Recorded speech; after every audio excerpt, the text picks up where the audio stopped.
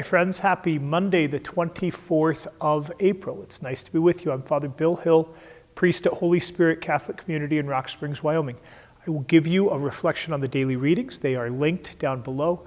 Click the link, read the readings prayerfully, and then spend some time with God. Turn off your screen and just sit in some silence and some prayer before you move on to other things.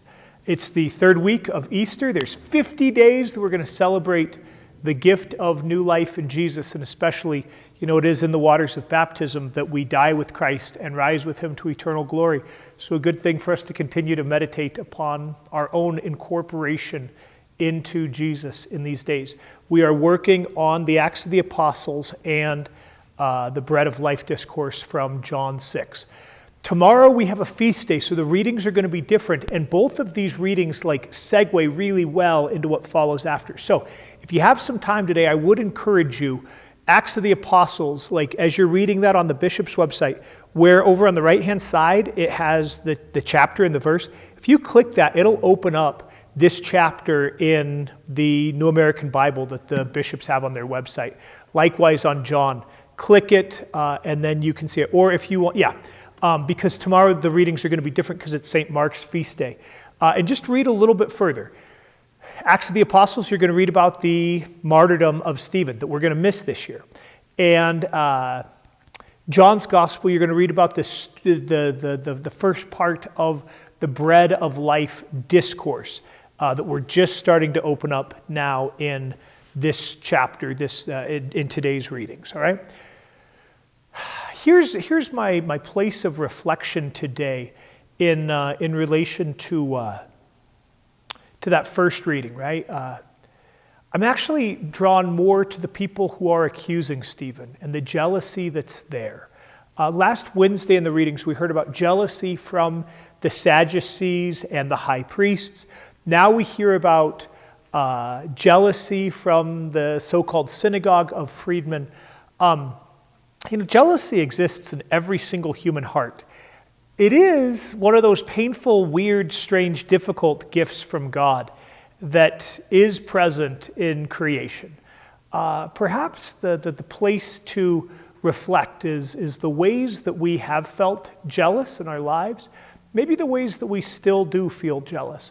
Obviously, we are not going to allow our jealousy to get so out of hand as to imprison people or to stone them to death. To pay attention to our jealousy and then to offer it to God in those places can be a useful tool. Instead of denying our jealousy, lots of us have been told from a young age, don't be jealous. And so it might be really hard for us to ask that question about who or what stirs up those feelings of jealousy within us.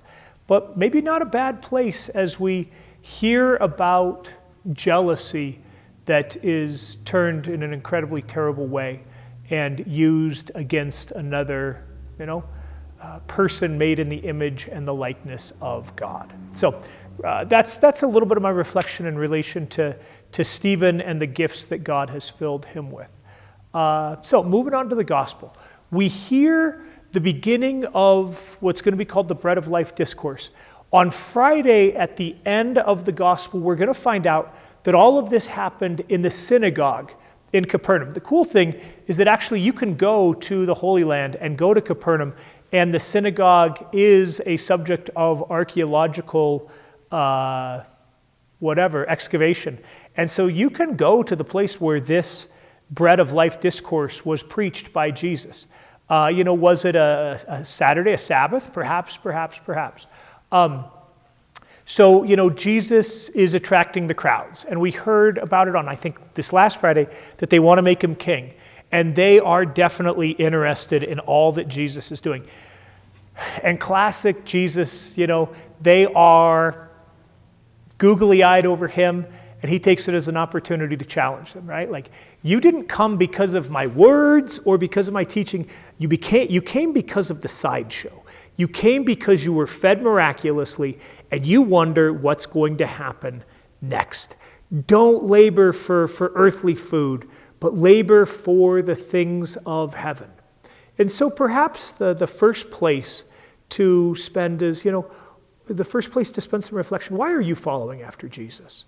What is it about Jesus that makes you follow after? And don't be afraid of that basic explanation about like, hey, I don't want to go to hell. Like that's present in a lot of Christians' minds. And if that's in the forefront, what can happen is that we can do the bare minimum to keep ourselves from going to hell, but also struggle to be transformed by the heavenly teaching of Jesus, right? So just ask that question. What is it that causes you to follow after Jesus? What is it about this Jesus message that has seized you to the point that you're spending some time on a Monday morning or a Monday sometime, hanging out with a Catholic priest in the middle of nowhere, Wyoming? Just have that conversation with the Lord and continue to ask that he might draw us from the more selfish things, the lower values, to the words of his that have eternal value and truly will transform us, but all of the human family in our midst.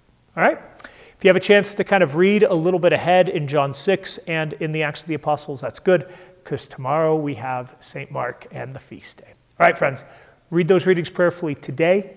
Spend some time with God. Pray for folks that are struggling. God bless.